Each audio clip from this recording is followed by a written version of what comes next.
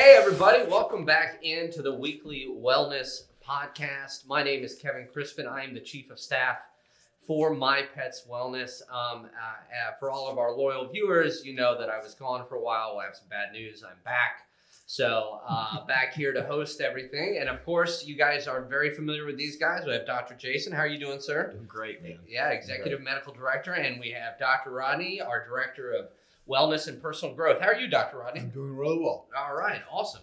So today we're going to talk about a very broad subject, but a subject that I think everyone has dealt with either themselves or at least with somebody they loved.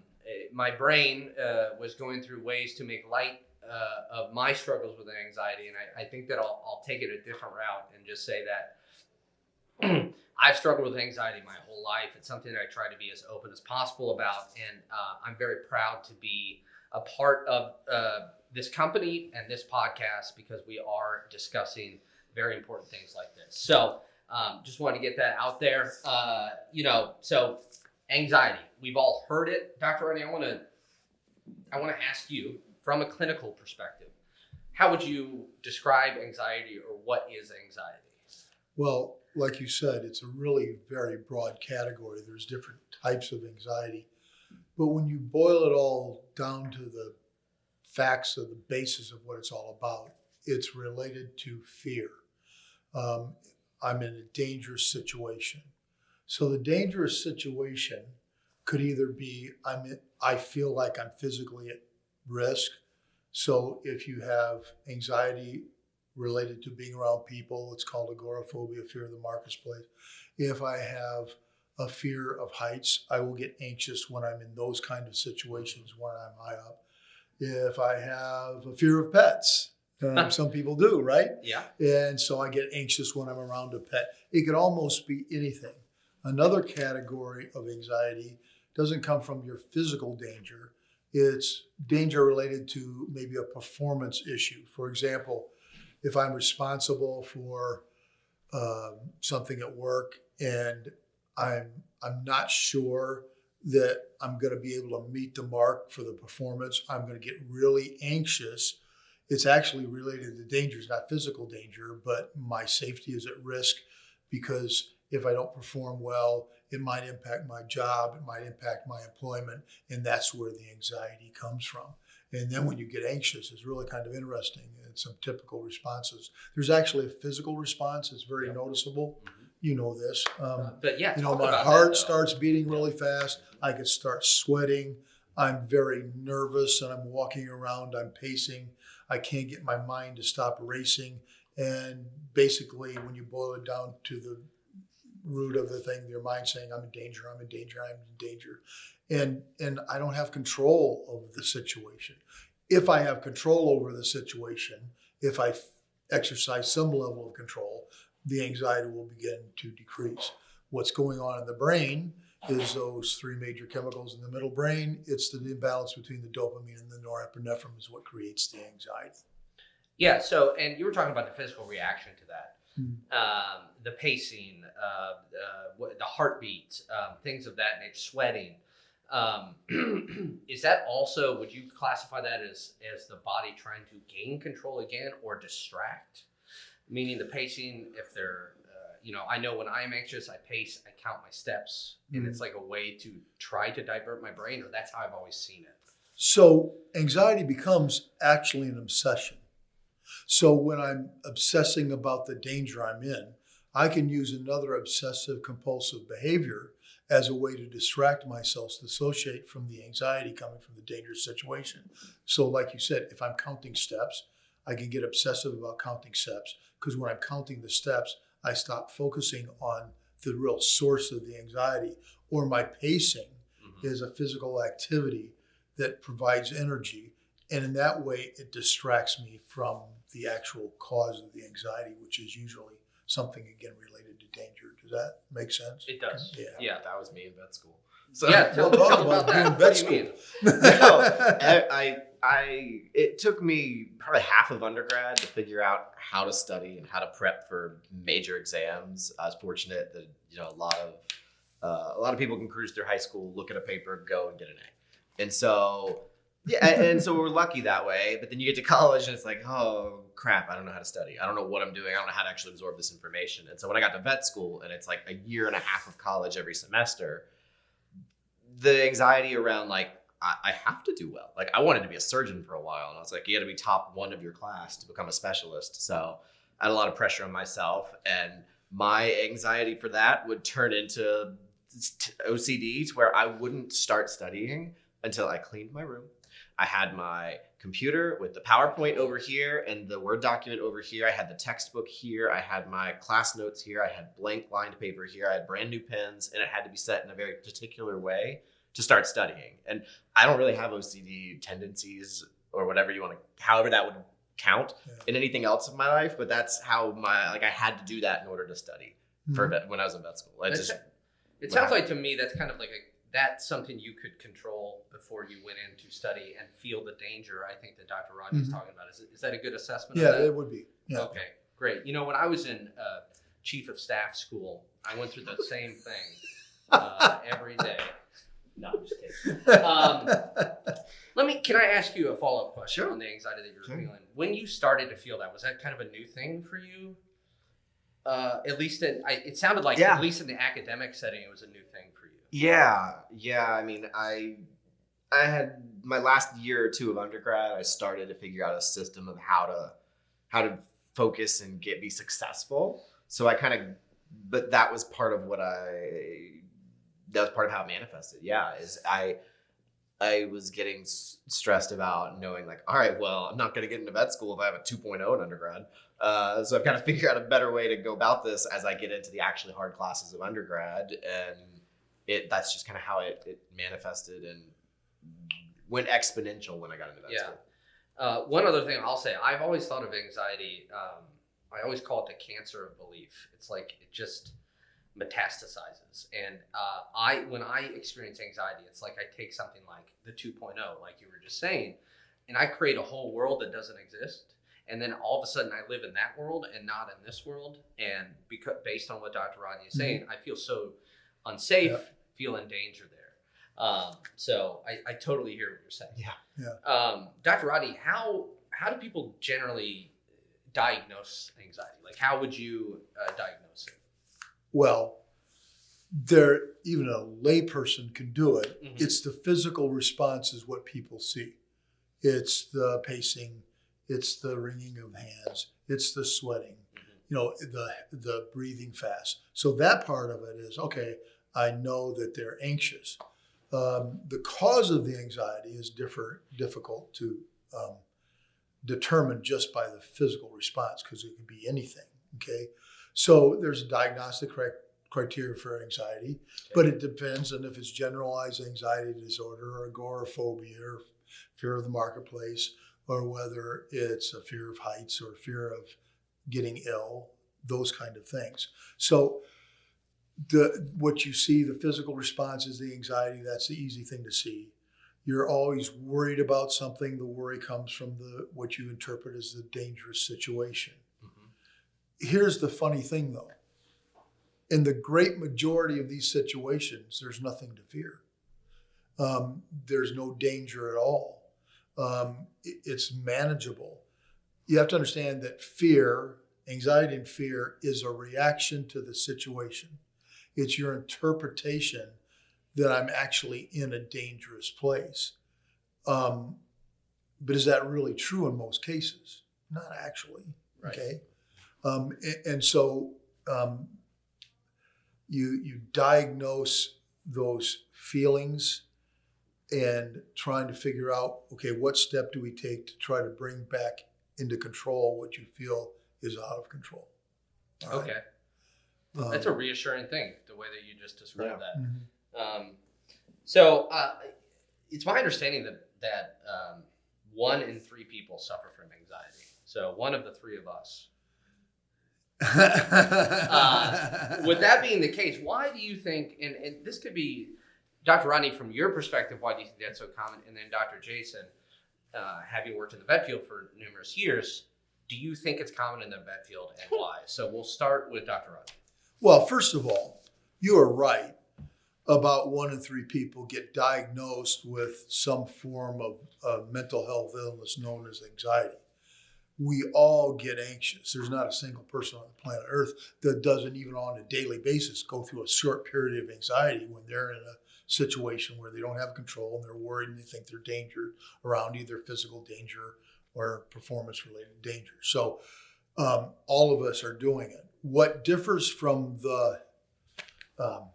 there's no such thing as normal, but the healthy person is that when you go into the period of anxiety, you work through it and you come back out of it in a fairly short period of time. A person that gets diagnosed, the 1 in 3, stay in a long state of anxiety. And once you get there, for them, it's very hard to come back to a healthy way of viewing things because that obsessive thought is focused on it. And actually, when you get into that state, your obsessive thoughts about what I'm worried about, what I feel is dangerous, takes over, and I can't calm down. And every time I think about it, it just gets worse. So my anxiety increases. Yeah. So all of us go through those periods of anxiety. Yep. What was the first question, though? Was that it, or what? That was well, it was more of why it was so common. Why? Okay. Well, don't we all face danger almost every day in some way, shape, or form? Either physical danger or something related to performance. Now, let's say, for example, that if you don't have a chronic fear, you don't feel dangerous around dogs, okay? Mm-hmm.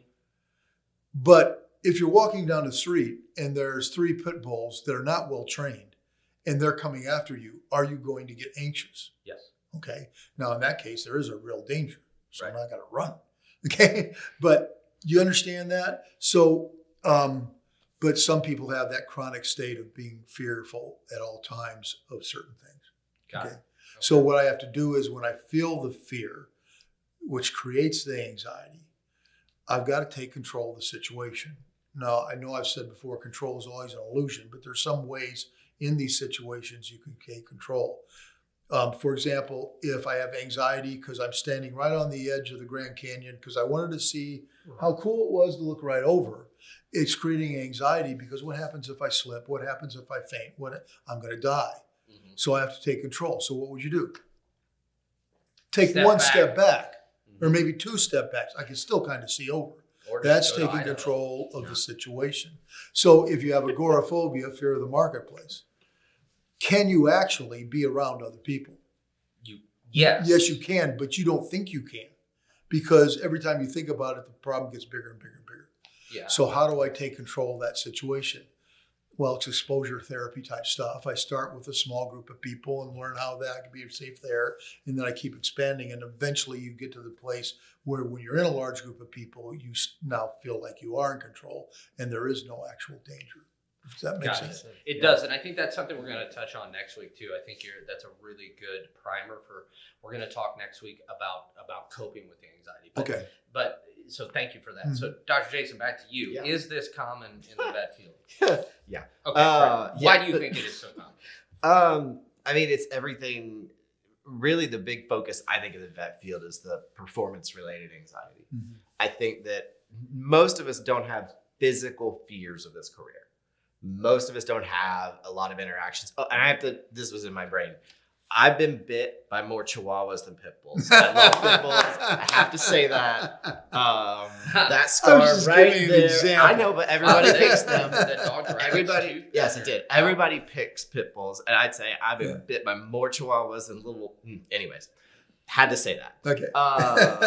And I love you. Yeah. So as far as why, we don't run into a lot of physical fears. It's occasional, really fractious, angry animals, cats or small dogs typically, or big ones that we really can't contain. But for the most part, I think a lot of the anxiety in the vet field comes from performance related to a procedure that went wrong. And now I have to go back in the next day and do it again.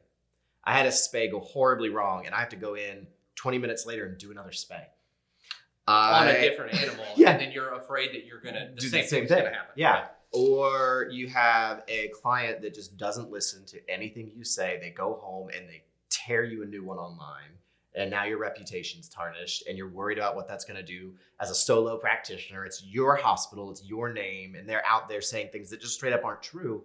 But it's out there. And so you worry about that's going to do for your livelihood. You have a crazy busy day, and at 2 a.m. you wake up thinking, oh, I don't think I called Miss Thompson back about those test results, and her cat needed to come in for the vomiting meds, and now I can't go back to sleep, and I can't call her at 2 a.m. But maybe I'll send her an email. I've sent clients emails at midnight because I like wake up and it's like, I don't know if I did this. And so between, do we get everything done in the day? Because a lot of places are overloaded. You know, I had a great conversation with a doctor recently who was put in a situation to see 30 to 40 clients a day.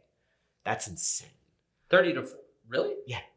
Wow, that's a lot. I don't know how you get through that day and get everything done and write decent records and give appropriate education. So you wake up at night thinking, did I finish everything? Yeah. And so between follow-up and communication and complete thorough records and worrying about giving all 40 of those people a good enough experience to where they don't go home and write online about how bad you are, how much you don't care, or how they only got 10 seconds with the doctor, whether that's your intention or not, if you're in a situation where you're forced to do that, or it's your own practice and you take all the time in the world and they're upset that it took too long.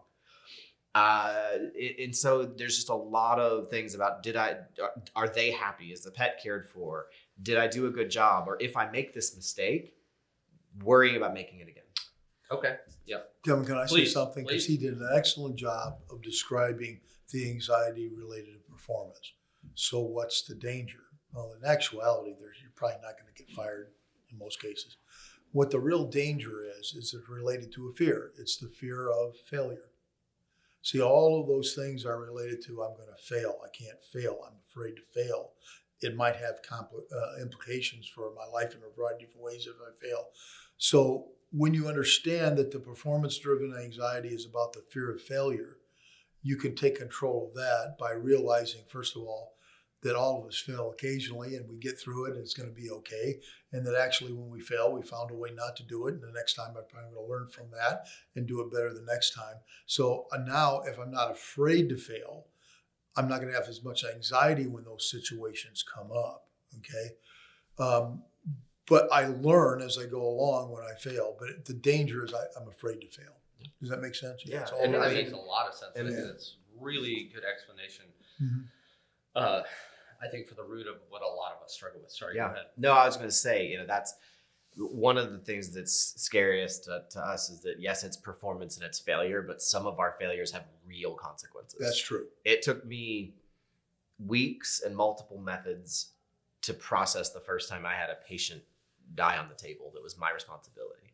Whether, I'm not going to get into details of what happened and why and who and this and that, but ultimately, no matter if it was going to happen or not, or it was a mistake or whatever it was, it all falls on me. Yeah. And it took me a long, long time to get through that. I still have the letter that I wrote to that family that I never sent.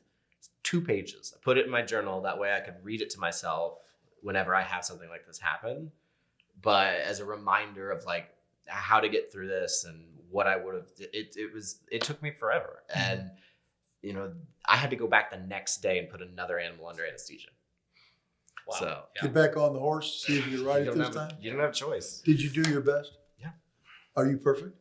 Definitely not. Nobody's perfect. No. Is it possible to make a mistake and not do the procedure properly? But did you do your best? Yeah. So what are you anxious about? Do you see where I'm going with it? Yep. Yeah, I mean, and I can hear the voice in my head. It's like, well, it's Yeah. letting these people down. It's their family member. It's this, and then it's all of that cycles. And as vets, we don't really failure doesn't we're not used to it as a group. You have to. It's hard to succeed through undergrad to get into vet school. It's hard to get through vet school. I mean, I had classmates drop the first semester that worked all of that time to get into vet school, and then within the first 4 months said, "Yeah, I can't do this." And so failure is not something we're accustomed to as a breed, and we're not accustomed to being in a clinic or a hospital where the owner or admin or corporation says it's okay if you fail. That's never been told to me.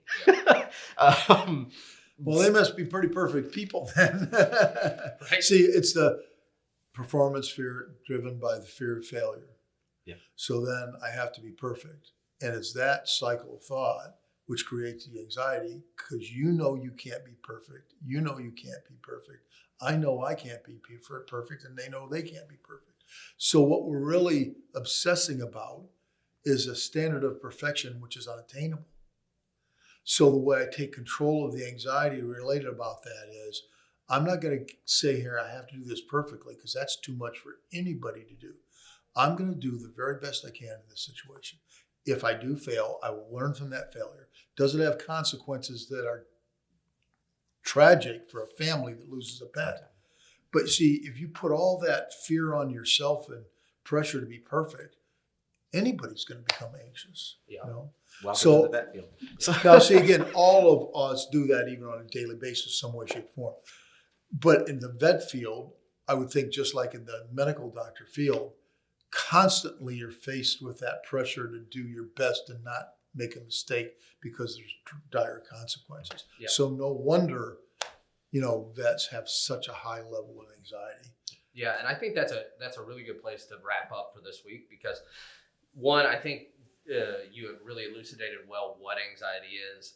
Also, kind of went into some really good high-level analysis of what the root of that is. Mhm. I think we saw some good examples from Dr. Jason in the vet field as a whole. So I think we'll wrap up there. It was a very broad topic today. What is anxiety? Next week we're going to talk about how do we cope with anxiety and some of that type of thing. So we appreciate you stopping by today. As always, if you're more interested in our company, what we're doing, you can go to mypetswellness.net. We have a doctor support group there that meets every Thursday evening at 7, I believe. That's 7 correct. Central. And you will see Dr. Rodney and Dr. Jason there. And of course, we have this podcast every week, and we appreciate you stopping by. Until next time, we'll see you. Thank you guys very Thank much. you. All right. See Take you care. guys later. Bye.